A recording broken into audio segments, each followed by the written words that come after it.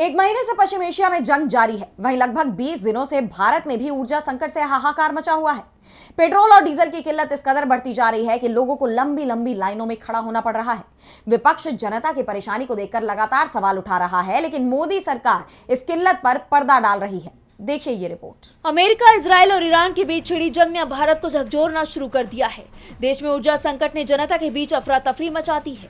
अब तक सरकार ये कह रही थी कि देश में पेट्रोल, डीजल या एलपीजी की कोई किल्लत नहीं है, बस अफवाहें फैलाई जा रही हैं। हालांकि देश के हालात कुछ और ही कह रही हैं और अब खुद बीजेपी के ही बोल उनके बयानों से मेल नहीं खा रही हैं। दरअसल पीएम मोदी ने मन की बात के 132वें एपिसोड में कहा है कि जिस क्षेत्र में अभी युद्ध चल रहा है वो क्षेत्र हमारी ऊर्जा आवश्यकताओं का बड़ा केंद्र है।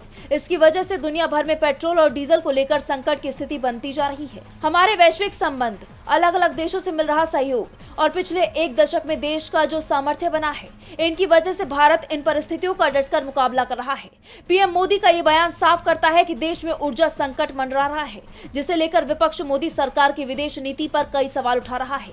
इसी कड़ी में कांग्रेस सांसद मनीष तिवारी ने कहा है कि परिस्थितियां खाड़ी के युद्ध के कारण संवेदनशील है।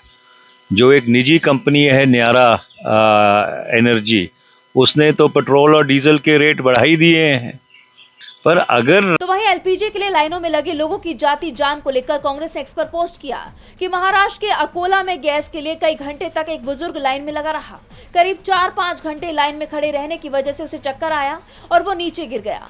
आसपास मौजूद लोगों ने उसकी मदद करने की कोशिश की, लेकिन तब तक उसकी जान चली गई।